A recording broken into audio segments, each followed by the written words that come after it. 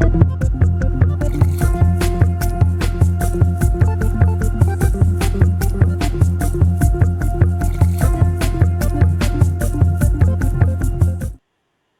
buenas noches, estimados amigos de Onda Digital Perú.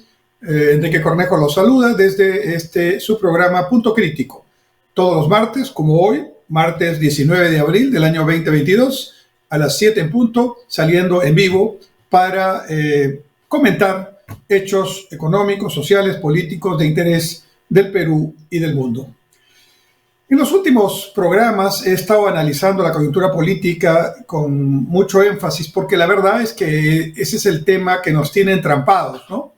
Estamos en una situación que es cierto, no podemos afirmar que se ha iniciado en los últimos 18 meses, 12 meses, en fin, tiene ya algunos años este tema, esta crisis política, ¿no? Pero claro, como resultado de esta crisis política, como uno de los resultados de esta crisis política, tenemos hoy un gobierno legítimamente elegido que ganó las elecciones en segunda vuelta con las reglas de juego que existen, y así es la democracia, pero que claramente no estaba preparado para gobernar, no tenían idea que iban a ganar y apenas tenían un planteamiento ideológico, e incluso ideológicamente con muchos temas que por lo menos debieran haber sido discutidos, contrastados con la realidad, porque evocan, me refiero al plan de Perú Libre, un modelo marxista-leninista que en la realidad del siglo XXI, demostrado por experiencia y evidencia empírica en miles de experiencias de diferentes países que han aplicado modelos de este tipo, pues evidencia que es un total fracaso. Es decir, en estos tiempos ese modelo no funciona. Tampoco es cierto que en contraste el mercado sea la panacea, que todo lo resuelve el libre mercado, tampoco. Pero la evidencia nos enseña que hay ciertas cosas que funcionan y otras que no funcionan. Hablemos en este primer bloque de las cosas que funcionan, no en base a un debate ideológico, a un deseo, a un objetivo político, no, sino en base a la realidad. Por ejemplo, está demostrado de mil maneras que para poder tener mayor bienestar se entiende mejor nivel de vida de la población, ¿no? En general de la población, para poder tener ese mayor nivel de vida, mejor nivel de vida, ese bienestar así llamado, no hay otra forma de lograrlo que mediante un sostenido proceso de crecimiento económico. Repito, la única manera de generar riqueza es con crecimiento. Tan cierto es esto que los países socialistas, inspirados en la revolución bolchevique de la entonces Unión Soviética, posteriormente Unión Soviética, que durante varias décadas intentó aplicar un modelo donde la generación de la riqueza no estaba dada por el crecimiento, sino por la participación del Estado y el control de los medios de producción, ¿no? Eso es ya fácticamente y teóricamente un hecho que no funciona. Una situación, una teoría que no funciona. Los ex países socialistas, mencionemos solo algunos, Alemania Oriental, República Democrática Alemana, Alemania se quedó dividida en dos después de la Segunda Guerra Mundial, hoy ya no existe. Está unificada en una República Federal de Alemania que sigue un modelo de economía social de mercado, donde el mercado tiene un papel que no se discute, pero el Estado también tiene un papel importante. Pero no para competir con el mercado, sino para hacer lo que el mercado no hace. Entonces, ese es un ejemplo. Pero hay otros. La entonces Checoslovaquia, país socialista también, ya no existe. Está dividida en República Checa y Eslovaquia, y ninguno de los dos, ni la República Eslovaca ni la República Checa, tienen modelos socialistas en este momento. Otros países que estaban también en el ámbito socialista en esas décadas después de digamos, después de la Segunda Guerra Mundial sobre todo, pero antes después de la revolución bolchevique, esos países que adoptaron modelos socialistas, en la práctica, todos están en unas economías que vamos a llamarlas, están en transición, pero donde el mercado funciona. No perfectamente, pero funciona. Por ejemplo, Rumanía, por ejemplo, Polonia, donde nació el Papa Juan Pablo II, ¿no? Por ejemplo, la ex Yugoslavia, que ya no existe, ¿no? Ahora está dividido en varios países, Serbia, Croacia, Montenegro, algunos de ellos, ¿no? Pero lo más interesante es que la misma Unión Soviética quedó desintegrada y hoy Rusia sigue siendo una gran potencia y un país geográficamente muy extenso y muy rico, pero hay cerca de 20 países independientes de Rusia y que han formado su propia economía y varios de ellos, algunos de ellos están alineados con las políticas rusas, pero varios de ellos, la mayoría de ellos, no solamente están en una economía diferente, muy cercana a una economía más que usa más el mercado, sino que incluso hasta están formando parte, algunos de ellos, de la Unión Europea, que es un modelo occidental de desarrollo, ¿no? Donde el mercado tiene un papel importante, y algunas incluso son socias también en lo militar, son parte de la OTAN, de la Organización del Atlántico Norte que lidera Estados Unidos y otros países occidentales. Entonces, en la realidad, los países que han intentado y que supuestamente eran los líderes de esta supuesta propuesta socialista de controlar los medios de producción, de estatizar la economía, de hacer que el Estado distribuya los recursos, que siempre son escasos, decidiendo qué consumir, qué producir, cuánto producir, a qué precio vender. Todo eso lo decide el Estado, y el Estado no es un robot, no es una computadora, el Estado son personas. Y finalmente es el Partido Comunista el que decide con sus líderes qué pasa con la vida de la gente. Ese modelo ha fracasado. Sin embargo, curiosamente, aquí, ante la ausencia de debates ideológicos de alto nivel, ante una educación que como concepto general de visión del mundo, de historia universal, en fin, de cultura general, diríamos así, es muy pobre y hace que realmente con poca lectura y con poco estudio, alguna gente pretenda hoy, en el siglo XXI en el Perú, aplicar modelos de tipo marxista-leninista, socialistas, que ni en los propios países donde se originaron hoy se intentan aplicar. Y si están pensando en China, que no lo he mencionado, que es un país comunista en lo político, pero yo diría que es un comunismo muy especial.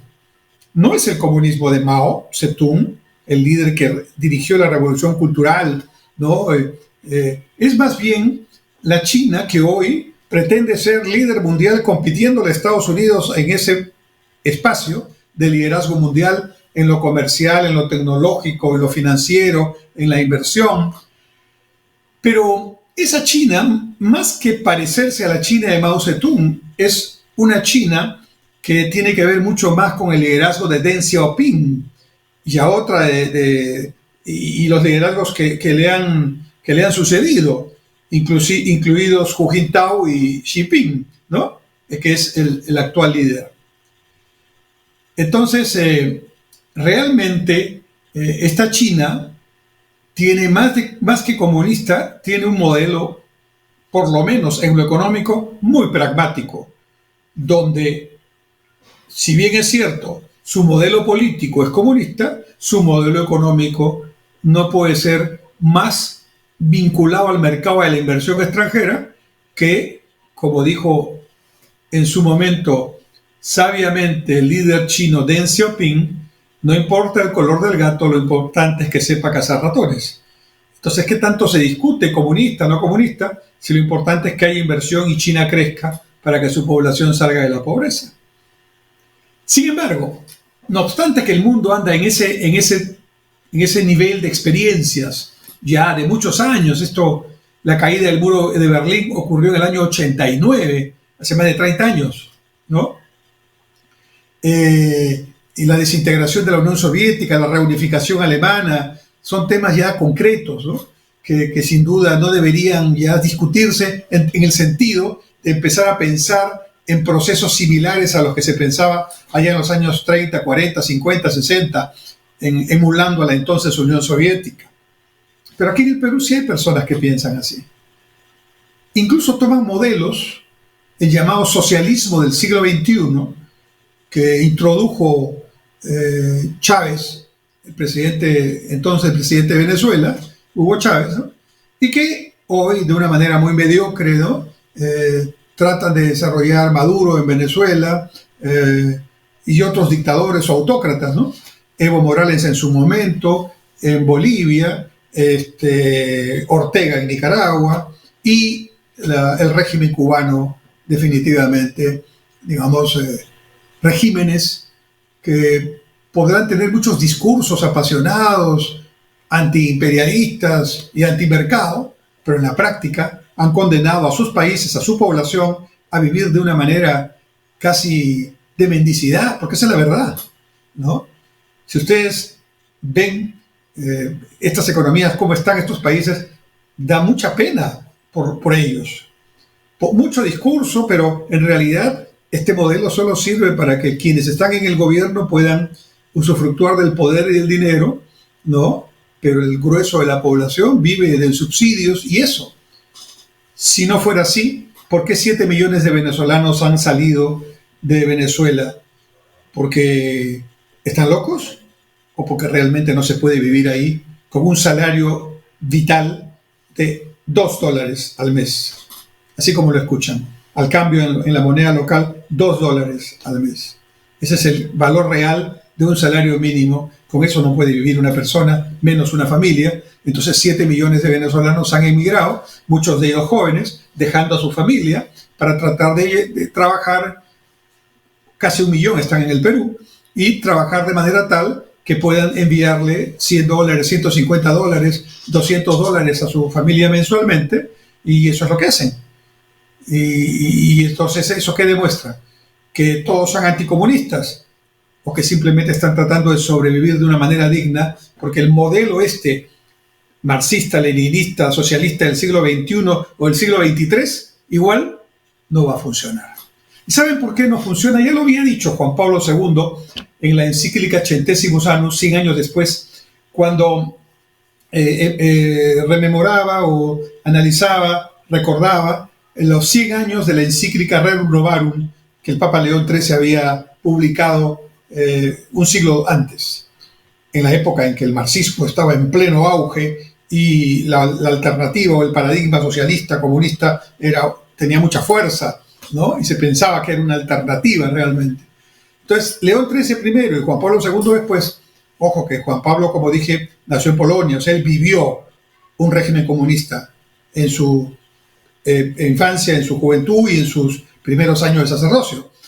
Y entonces, cuando ustedes leen las encíclicas Centésimos Annus, se dan cuenta que el principal error de quienes pretenden aplicar modelos de estatización, de control de los medios de producción, donde las libertades no existen, donde quienes mandan por una persona son 3, 4, digamos, supuestos líderes, que algunos de ellos, disfrazados de demócratas porque han empezado con votos, terminan siendo dictadores. Ellos deciden por el resto. Ellos sí tienen buena comida, ellos sí tienen buenos ingresos, pero la población mayoritariamente no tiene cómo sobrevivir. A cambio de eso, encendidos discursos antiimperialistas, a cada rato movilizaciones para tratar de defender el régimen de los enemigos de la derecha, de la oligarquía, el imperialismo y otros términos que utilizan. Pero con discursos no se come, no se vive. En América Latina, entonces, Cuba, Venezuela, la misma Nicaragua, son ejemplos fallidos, nuevamente, de estos intentos socialistas, que confirman los fracasos rotundos que a fines de la década de los 80 y de los 90 se produjo en la Europa oriental, principalmente con estos modelos.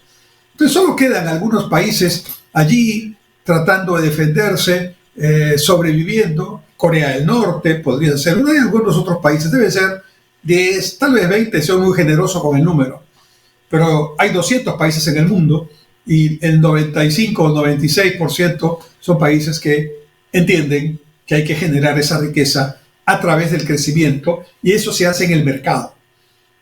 Entonces, la primera lección que la experiencia da, estimados amigos, no es ideológica, no es política, no sale de un discurso, menos de un deseo solamente, ojalá fuera así, sino de la constatación de muchos años de experiencia histórica de muchos países que han intentado estos modelos así llamados comunistas, es que el Estado no es capaz de generar esa riqueza que el mercado y la producción propiamente tiene que lograr. Entonces, el mercado y la inversión privada fundamentalmente, y cuando hablamos de inversión privada estamos hablando de la inversión pequeñita, en el Perú sería la inversión de un confeccionista en Gamarra o de un pequeño zapatero en un mercado, probablemente su capital son 500 soles, pero es capitalista, es inversionista, no es Estado. Una mediana empresa, que puede ser, por ejemplo, una Netalco, un Top y Top en términos de confecciones y de exportaciones, ¿no? Una Damper exportadora o Camposol en el norte agroindustrial, ¿no? O grandes empresas, como puede ser empresas mineras, por ejemplo, Southern Perú, o empresas como Buenaventura, que es una empresa peruana con capitales también de fuera, socios extranjeros, pero es peruana, ¿no? Es decir, seas grande, seas mediano, seas pequeño, seas micro, el concepto es el mismo. La inversión de ese conjunto, que en términos de personas son millones y en términos de empresas son cientos de miles, decenas de miles, ¿no? Estas empresas, esta inversión privada es la que mueve y solamente es la que mueve el crecimiento, no el Estado.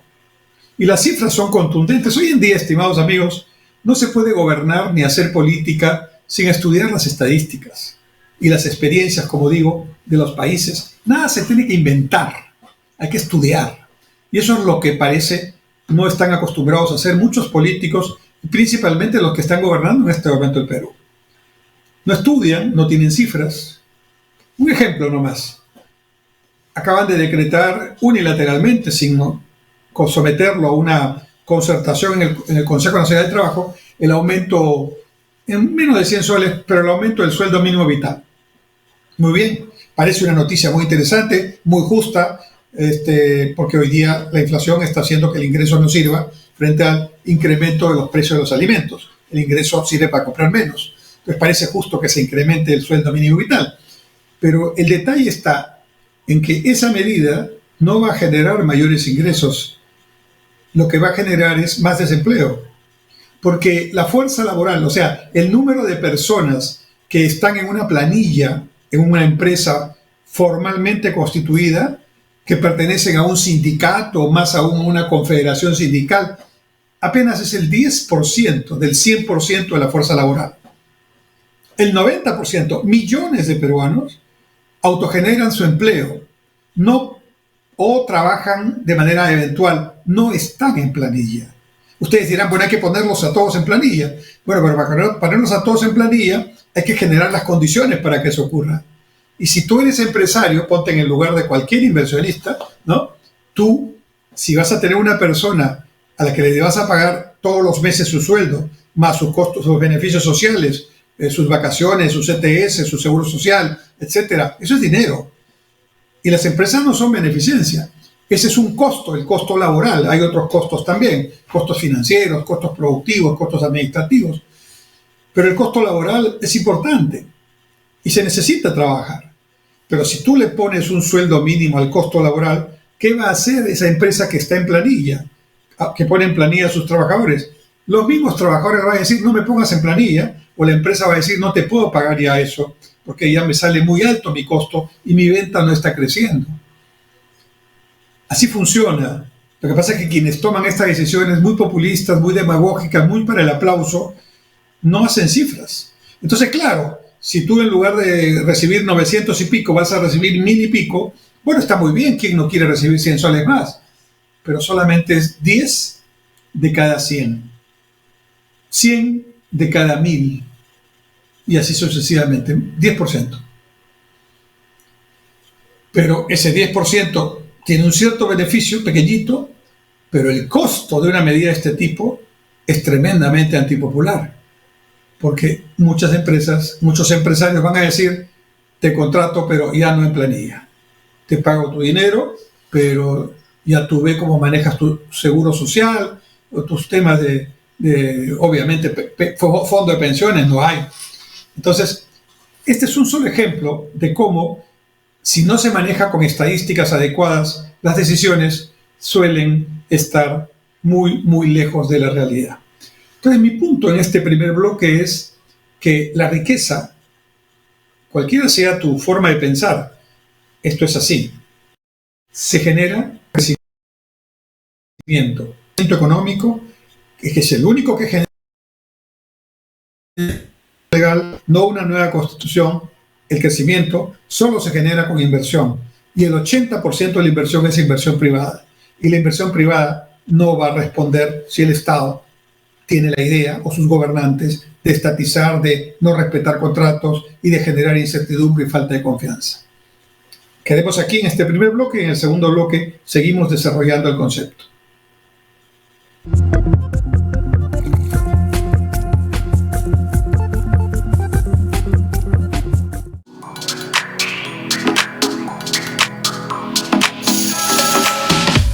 Hola, soy Adelaida Noriega Cabrera. Recuerda que tienes una cita íntima conmigo, pero ahora en un nuevo horario, los días lunes de 7 a 8 y los jueves de 8 a 9 de la noche. Déjame tus inquietudes, tus preguntas al WhatsApp 9999-03150. No te olvides, tenemos una cita íntima.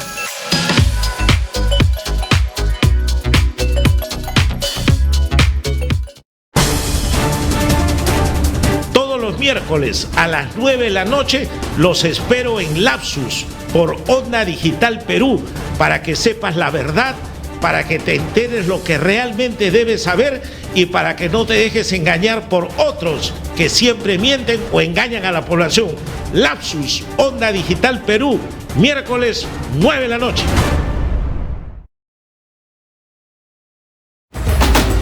¿Buscas nuevas ideas para fortalecer tu negocio? Aquí en Onda Digital 18.4 y también por Cable Más tenemos Persevera Empresarial, un programa con ideas, consejos y sugerencias para ti y tu empresa.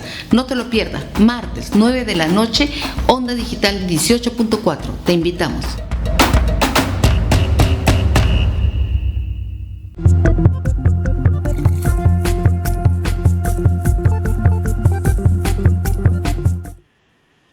Volvemos en Punto Crítico por Onda Digital Perú, su canal, y en este programa de los días martes, donde hacemos este análisis de la coyuntura económica, social y política del Perú y del mundo. Decía en el primer bloque que la experiencia señala que no se puede generar riqueza sin crecimiento y no se puede crecer sin inversión, y sobre todo sin inversión privada. Entonces, fíjense lo que está pasando en el Perú en este momento. El gobierno llegó claramente con un mensaje anti-empresa privada, con la idea equivocada, claramente equivocada, pero era la idea, es la idea que tienen, ¿no?, que el Estado puede hacer las veces de mercado. Tremendo error de apreciación, tremendo error de percepción de la realidad. Cuando el Estado ha intentado ser mercado, no solo ha fracasado, ha llevado a la pobreza mayor a su población. Y a la población más pobre a una pobreza mayor todavía. Entonces, si China, que es comunista en lo político, lo entendió hace varias décadas y hoy es una potencia que pelea con Estados Unidos su presencia en los mercados internacionales, que trabaja con las inversiones extranjeras, que funciona con sus empresas. Es curioso ver en el Perú algunos que están protestando contra algunas minas, cerrando las carreteras, y resulta que esas minas son de inversionistas, son peruanas, son minería, son recursos peruanos, pero que están concesionadas a empresas chinas. O sea, le están reclamando a los chinos comunistas que son unos abusivos, que son unos transnacionales, y que etcétera, etcétera, etcétera. En el extremo del desconocimiento, unos comuneros totalmente ideologizados que han cerrado el agua para el campamento minero de Sauder y han paralizado la producción de una de las principales minas del Perú y del mundo en cobre, señalan hoy día que no necesitan a Sauder, que Sauder se puede ir porque la comunidad, ni siquiera los trabajadores que están en Sauder, que son especializados, sino la comunidad que está por ahí cerca, puede reemplazar a Sauder en la explotación de los recursos minerales. ¿Quién ha dado esas ideas tan absurdas? No se trata de nacionalismos ni de si los peruanos podemos o no, simplemente hay cosas que son y hay cosas que no son, ¿no?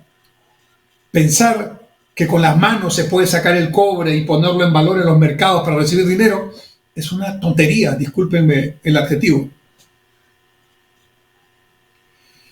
Y entonces ustedes se preguntarán, ya, está bien, la riqueza la genera el crecimiento de la inversión, y la inversión privada necesita confianza, certidumbre, una estabilidad para poder invertir. Y hoy no está ocurriendo eso. Sí, eso es lo que pasa. Pero me dirán también, sí, pero hemos tenido 20 años de crecimiento y los problemas no se han solucionado. Momento ahí. Esa es otra verdad a medias o mentira disfrazada de cierta verdad. Las cifras, nuevamente, vamos con las estadísticas. En el año 90, entre los 90 y 2000, la pobreza, medida de la misma forma, con el mismo método que se mide hoy y en cualquier parte del mundo y en el Perú, era 54.3% de la población total. O sea que de 2 peruanos, 1 era pobre. De 10 peruanos, 5 eran pobres bajo esta metodología de la pobreza monetaria. Acuérdense del dato. Hace 25, 30 años, la pobreza era 54,3%. Después de, sobre todo, 20 años continuos de crecimiento económico, con mucha inversión privada y también con inversión pública, pero sobre todo con inversión privada, con muchos proyectos, diversas maneras de atraer a la inversión, logramos 20 años continuos de crecimiento y con una inflación bien bajita, entre 2 y 3%, es decir, un crecimiento espectacular. Ustedes dirán, pero ese crecimiento no me dio de comer. Eso no es verdad. La pobreza bajó de 54,3 a 20% en el año 2019. Quiere decir, bajó 34 puntos. Pocos países en el mundo han bajado tanto. 34 puntos, de 54 a 20, es una realidad incontrastable. Eso significa que durante estos 20 o 25 años, muchas personas han tenido el dinero para educar a sus hijos, han tenido la posibilidad de tener otro miembro de la familia trabajando, el que estaba trabajando ha podido tener algún ingreso extra, el que estaba emprendiendo ha podido desarrollar un emprendimiento nuevo, quizás vendiendo un poco más, comprarse algún equipo, capitalizar un poco su proyecto. Pero claro, todavía había 20% de pobreza. El gran error en la discusión que en estos momentos hay en el Perú es que en lugar de ver la película del 54 al 20, han fotografiado el 20, como si no hubiera existido 54% de pobres 20 años antes. ¿Y que han dejado de ser pobres? Por el crecimiento de 20 años continuos. Es una mentira que el crecimiento no sirvió para nada. Es una verdadera mentira. Es una mentira abusiva, porque aprovechando el desconocimiento de mucha población y aprovechando de sus problemas que existen y de sus precariedades que existen, la tesis dicen esto no sirvió para nada, entonces vayamos con un modelo socialista, con un Estado que toma los controles de las empresas, de los procesos, controla los precios. Eso es lo que quisieran hacer. Y para eso está la continua demanda de un cambio de constitución, para hacer ese modelo. Eso es lo que quieren. Pero eso no solamente sería un error, sería un suicidio para el Perú. Un retroceso impresionante. No solamente estaríamos ya con el 30% de pobreza que no tenemos, porque hasta antes de la pandemia teníamos 20% de pobreza. La pandemia nos ha hecho retroceder, no el crecimiento. La pandemia nos ha hecho retroceder porque el Perú, como todo el mundo, se paralizó para cuidado sanitario y además cuando se recuperó ya no se recuperó con los mismos empleos. Entonces eso es algo que ha afectado, nos ha hecho retroceder, pero no el crecimiento. Y más bien necesitaríamos estar apostando por más inversión privada en este momento para que junto con la inversión pública, que es pequeñita proporcionalmente, puedan empujar al país para salir de esta situación internacional complicada y generar más empleos, generar más producción, productividad, generar más ingresos, más impuestos y más bienestar. Pero no. Gracias a estos 20 años de crecimiento se acumularon recursos en el Estado, que además se manejó con responsabilidad, y hoy esos recursos son los que se están gastando. El presidente Castillo y sus ministros solo son gastadores, no generan ingresos. Y la manera como entienden que hay que generar ingresos es expoliando, quitando, expropiando, desconociendo los compromisos que el Estado ha asumido. Y con eso solo se van a quedar, ¿no?, reduciendo cada vez más la capacidad de generar esa inversión y el proceso se paraliza. Hace un año, cuando el gobierno del presidente Sagasti presentaba el proyecto de presupuesto público para el 2022, el cálculo era 4,8, casi 5% de crecimiento para el 2022. Cuando entró el gobierno de Castillo, el entonces ministro de Economía, Franchi, recalculó y corrigió el dato a la baja y dijo 3%. Ahora todos los analistas pensamos que si es 3% será una maravilla, pero las más realistas cifras nos hablan entre un 2 y un 2,5% ahora. Pero con un problema adicional, no solo estamos creciendo mucho menos que lo que deberíamos, porque la inversión privada no está creciendo, está en cero o está en negativo crecimiento. Y porque la inversión pública no puede reemplazarla. No es su tarea, no son suficientes sus recursos, ¿no? Entonces, el carro está yendo más lento, pero tampoco está cambiando sus repuestos, tampoco está afinando el motor, tampoco está poniendo el aceite correcto, porque todo el engranaje del carro, que se llama el Estado, está siendo manejado por personas sin experiencia, sin conocimientos, que dicen, aprendiendo, pero lo que están haciendo es quemando el carro. Es decir, lo que están haciendo es, en la práctica, llevando el carro a un punto en el cual se va a fundir el motor, porque no se está haciendo lo que se debe hacer, ¿no? Lo que todo buen chofer tiene que saber con su vehículo para cuidarlo, para mantenerlo. La lógica económica y la lógica política son ciencias. Ciencia política, ciencia económica. No se puede adivinar, no se puede improvisar, no se puede...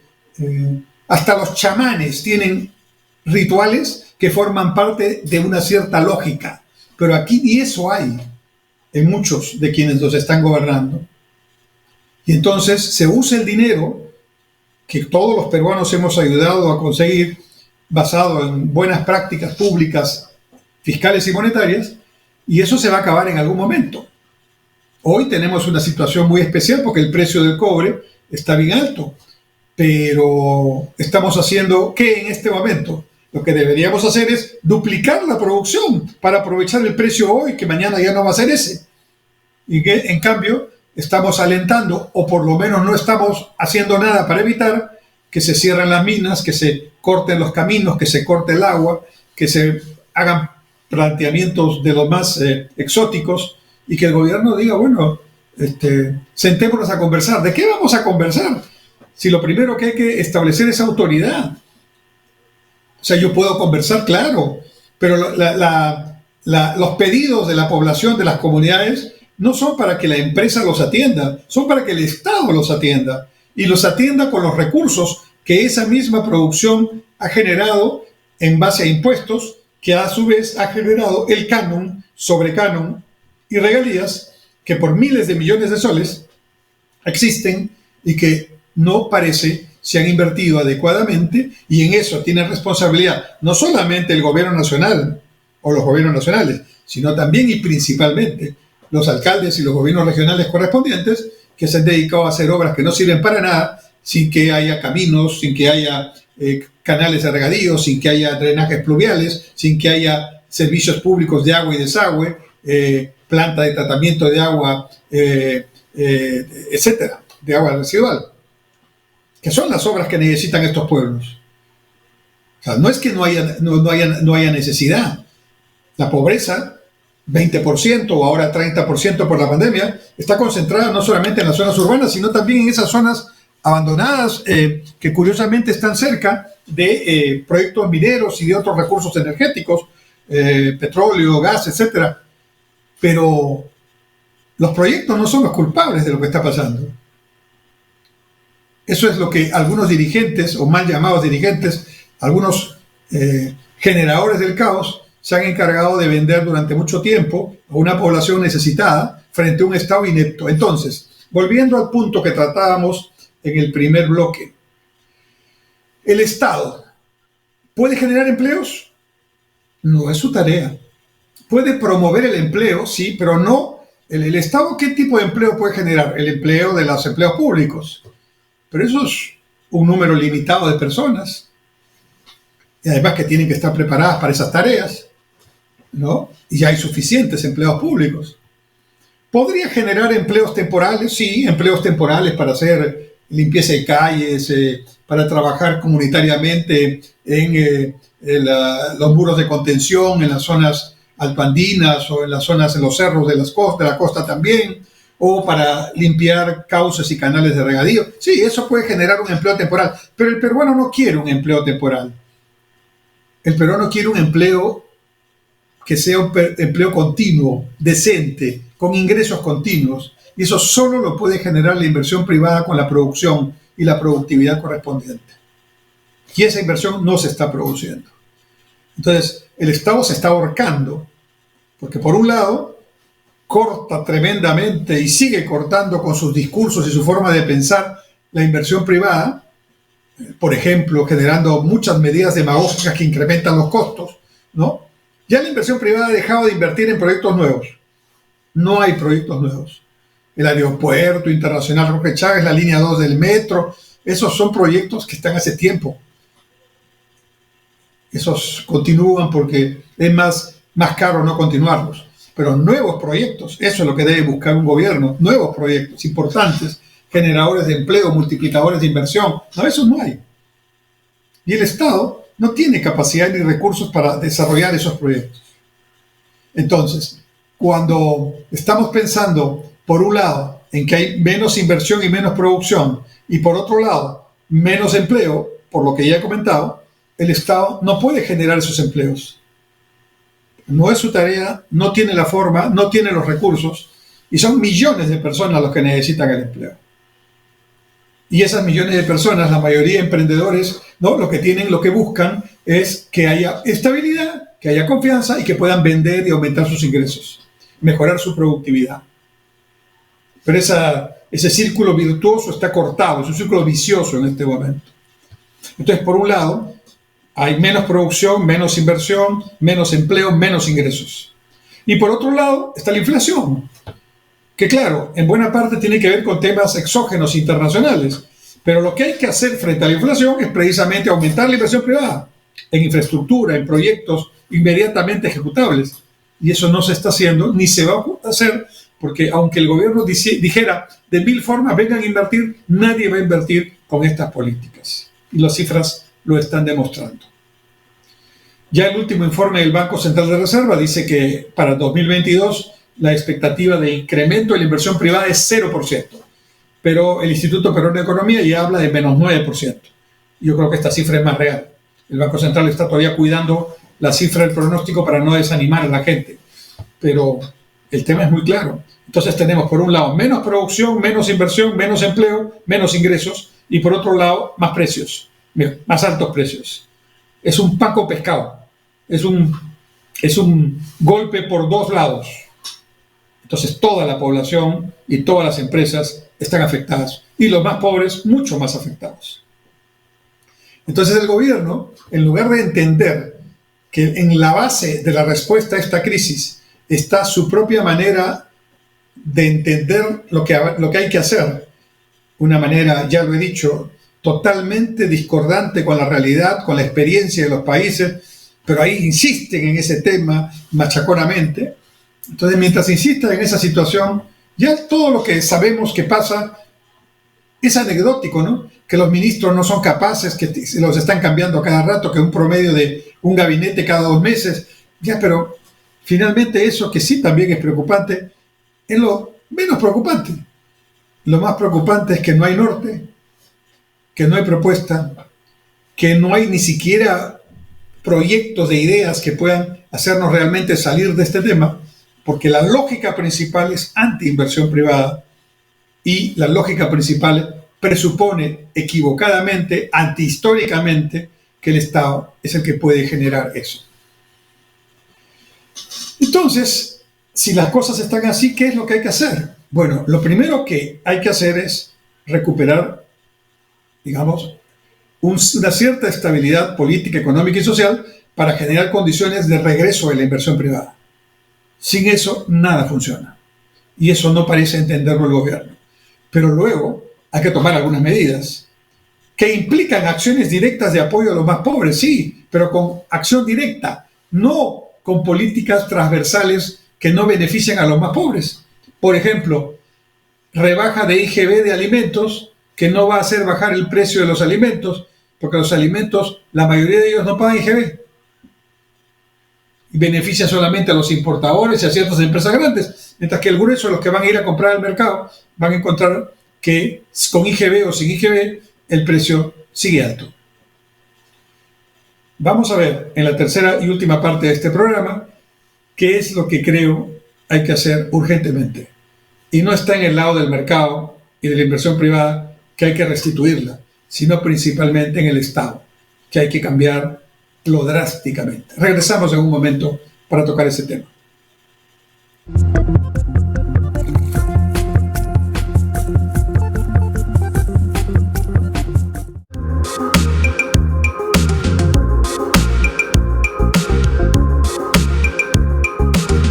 Hola, soy la doctora Mariela Guerra, médico experta en salud mental. Y justamente pensando en tu mente es que todos los miércoles a las 8 de la noche estaremos desarrollando un programa que resolverá tus dudas, tus preguntas relacionadas a los diferentes tipos de problemas de la salud mental. Aquí en Onda Digital Perú, señal abierta 18.4, cable más 791. Puedes seguirnos en Instagram, Facebook, YouTube. Recuerda, todos los miércoles a las 8 de la noche tienes una cita con nosotros.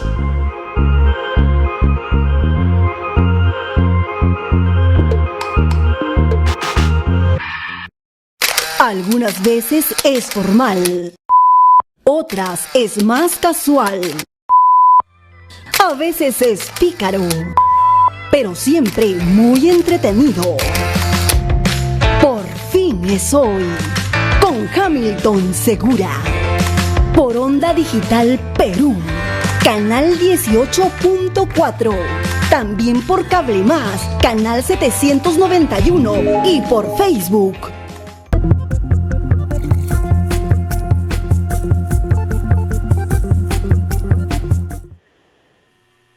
Gracias, estimados amigos. En este tercer y último bloque vamos a conversar de qué es lo que hay que hacer, a mi juicio, urgentemente. Miren, ya expliqué que lo que hay que hacer es recuperar la confianza en la inversión privada. Si quieren, no piensen en las grandes empresas, piensen en los millones de microempresarios y emprendedores que hay en el Perú.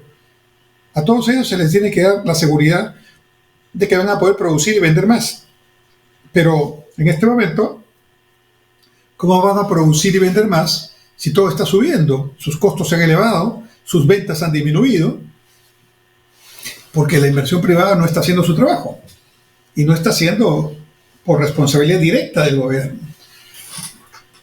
Entonces, primera tarea, encontrar un cierto espacio que tiene que ser con un liderazgo que parece que no es el del presidente ni de su gobierno, que encontrar alguna salida política a esta situación, pero quien venga, quien asuma esta responsabilidad, tendría que lograr dos cosas. Por un lado, un cierto espacio de tiempo para poder recuperar el nivel de crecimiento y de inversión.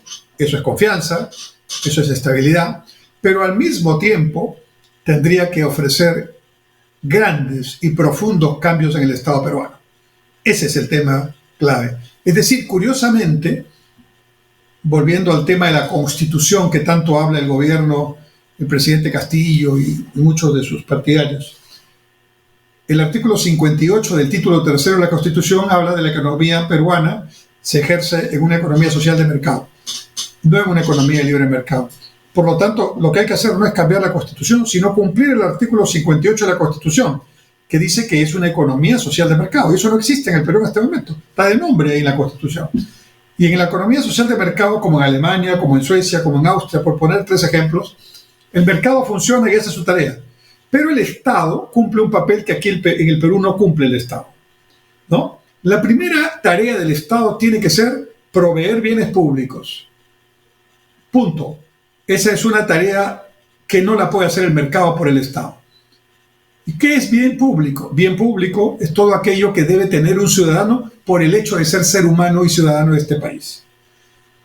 Son 5 los bienes públicos fundamentales. Educación pública de calidad. Ahí ya tenemos un señor tema que no se atiende adecuadamente. Salud pública de calidad, es decir, salud preventiva. Aseguramiento de la justicia. Seguridad ciudadana. Y quinto, infraestructura básica, que incluye caminos, accesos, carreteras, agua, desagüe, internet de buena conexión, etc. Esos son bienes públicos. Se diferencian de los bienes privados porque el bien privado es para quien lo compra. El bien público es para todo el mundo. Y el Estado tiene que hacerlo. Pregunta, ¿lo hace el Estado peruano? No lo hace, y lo poco que hace lo hace muy mal. Ahí nomás ya tendríamos una tarea que seguramente no la podrá terminar un solo gobierno, que serán 3 o 4 gobiernos los que tendrán que hacerla, pero que un trabajo fundamental tiene que estar en asegurar esos 5 bienes públicos desde el Estado. Segunda tarea. Decimos que el mercado tiene que dinamizarse y la inversión privada tiene que regresar. Y como el mercado no es perfecto, si hay abuso del mercado, abuso de posición dominante, monopolios, oligopolios, manejo privilegiado de información en beneficio de algunos, entonces el Estado tiene que tener una buena capacidad regulatoria. Pero la capacidad regulatoria no es confiscar, desconocer contratos, nacionalizar empresas, no. La capacidad regulatoria es tener reguladores que sean igual o más capaces técnicamente que los regulados. Y esto no se puede lograr si los reguladores, su presupuesto depende de los regulados, que es quien paga el sueldo a los reguladores.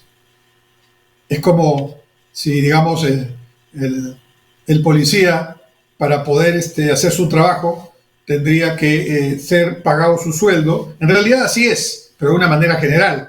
Pero en este caso, el policía va a cuidarme a mí en mi distrito, yo tengo que pagarle su sueldo junto con otros vecinos, ¿no? Entonces ahí está un poco distorsionado el asunto. Un regulador tiene que ser autónomo, como el Banco Central, técnicamente muy capaz, con mejor capacidad que el propio regulado y sin independencia económica del regulado. Entonces, la segunda tarea importante del Estado, que tampoco se hace adecuadamente, es regular bien la economía para evitar los abusos.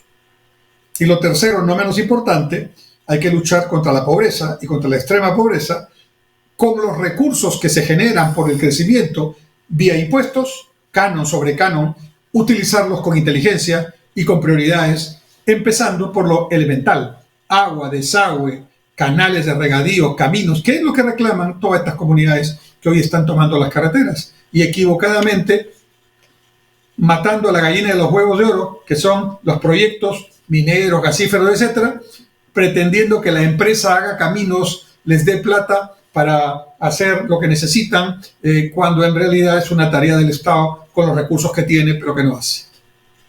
3 tareas irrenunciables del Estado que tiene que ser transparente, eficiente y oportuno y que no se hacen en este momento. Resumiendo, el diagnóstico está patas arriba. El que hace el gobierno es absolutamente lo contrario de lo que hay que hacer. Y si insiste en esta suicida manera de entender la solución pretendida a lo que pasa en el Perú, solamente vamos a tener menos crecimiento, más inflación, más atraso, más conflicto social, cero inversión, mucho menos empleos y por lo tanto un círculo vicioso que terminará en una crisis mucho mayor. Quiero, en los programas en adelante, empezar a hacer propuestas. Es mi estilo, es mi manera de afrontar las cosas, pero no puedo sustraerme de las circunstancias que vive el país, donde evidentemente tengo que tener una posición con respecto al manejo de lo que se pretende corregir. Como dice la canción, el remedio que se pretende es peor que la enfermedad, porque el diagnóstico está equivocado. Si el diagnóstico está equivocado porque ideológicamente se mira de una manera que no va con la historia, que no va con la situación, y se aprovecha de una situación real de pobreza de mucha gente para tergiversar lo que ha pasado y lo que no ha pasado y tratar de llevar a un caos mayor todavía, porque no hay país en el mundo, en la historia mundial, no hay un solo país que aplicando modelos socialistas o comunistas haya logrado realmente lo que dice que va a lograr con su gente. Si no, y si estoy equivocado, dígame dónde está ese país para analizar lo que allí ha pasado y entonces yo públicamente me rectifico y digo, me equivoqué. Pero como estudio permanentemente los temas, sé que no hay ningún país en el mundo que pueda mostrar un exitoso resultado dentro de un planteamiento comunista, socialista, de influencia marxista-leninista. Es más, si Carlos Marx y Vladimir Ilich Lenin, los ideólogos teórico y político del modelo comunista, vivieran en el siglo XXI, hace tiempo ya que hubieran rectificado sus políticas. Porque claramente, las que pensaron a finales del siglo XIX y principios del siglo XX, uno y el otro, en diferentes momentos, esas fracasaron, claramente. Y entonces, si esto es así, estimados amigos, ¿qué es lo que pasa en nuestro país? ¿Por qué se siguen discutiendo? Y eso es otra cosa importante, temas que no son los que estamos conversando aquí. Se discute si el Parlamento es más fuerte que el Ejecutivo. ¿Qué nos importa realmente a la gran mayoría, a la inmensa mayoría de los peruanos eso? La política ha perdido espacio. Los políticos han perdido representación y liderazgo. Y al no surgir nuevos liderazgos, la gente no confía. Y el señor Castillo es presidente por eso. Por eso, entre otras cosas, pero por eso principalmente. Y claro, nuevamente la población que votó por el señor Castillo, en una gran mayoría, hoy también está desanimada. Quienes toman carretera, quienes protestan hoy día, son los que votaron por el señor Castillo, que le reclaman que cumpla sus promesas de campaña, que como grandes castillos y naipes se ofrecieron, pero castillos de naipes, al fin y al cabo, no tienen su consistencia, y básicamente lo que significa es que nuevamente esa población tendrá otro momento de no cumplimiento de lo que se les ofreció y de frustración, y eso no es bueno. Entonces, resumiendo, veamos cómo anda el mundo, miremos experiencia de otros países, miremos nuestra propia experiencia. Muchas de estas políticas en el Perú ya se aplicaron en los años 70 y 80, así que no estamos inventando nada. Pero claramente se estudia poco en el Perú. Una demostración de que la educación es muy mala es que el presidente, siendo maestro, tiene esta percepción tan pequeñita, tan equivocada de cómo está el mundo y cómo está el Perú. Y eso me parece que es un drama del que tendremos que encontrar democráticamente y constitucionalmente la salida. Mientras tanto, cuidémonos que la pandemia no se ha acabado y tratemos de recuperar nuestros esfuerzos, reinventarnos un poco también. Son momentos de cambio, son momentos de buscar alternativas, y esto creo que es parte de lo que debemos hacer todos como ejercicio frente a esta situación. No nos desanimemos, pero miremos las cosas con rigurosidad, escuchemos a quienes conocen, veamos entonces qué alternativas serias podemos hacer. Muchas gracias, hasta el próximo martes, Dios mediante, en su programa Punto Crítico en Onda Digital Perú, como siempre, los martes a las 7 de la noche en vivo. Hasta entonces y muchas gracias.